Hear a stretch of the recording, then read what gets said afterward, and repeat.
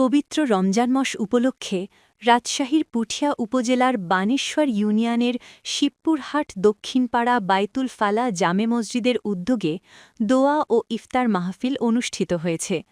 শুক্রবার ১৩ মার্চ মসজিদ প্রাঙ্গণে এ অনুষ্ঠানের আয়োজন করা হয়।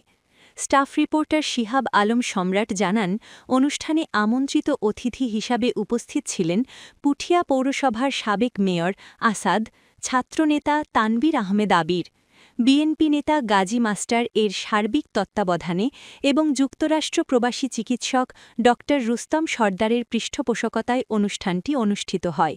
অনুষ্ঠানে আরও উপস্থিত ছিলেন সাবেক উপজেলা ছাত্রদলের সভাপতি মিজানুর রহমান মিজান, উপজেলা কৃষক দলের আহ্বায়ক রিপন, সাবেক চেয়ারম্যান আব্দুর রাকিব, চেয়ারম্যান আব্দুর রাজ্জাক দুলাল, সাবেক উপজেলা যুবদল সভাপতি খলিলুর রহমান, স্বেচ্ছাসেবক দলের নেতা ওয়াসিম, সাবেক রাজশাহী জেলা স্বেচ্ছাসেবক দলের যুগ্ম আহ্বায়ক নাজমুল হুদা বাবুসহ বিএনপি ও এর অঙ্গ সংগঠনের বিভিন্ন পর্যায়ের নেতাকর্মীরা।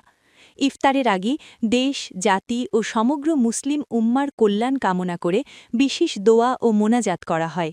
অনুষ্ঠানে স্থানীয় গণ্যমান্য ব্যক্তিবর্গ ও এলাকাবাসীও অংশ নেন।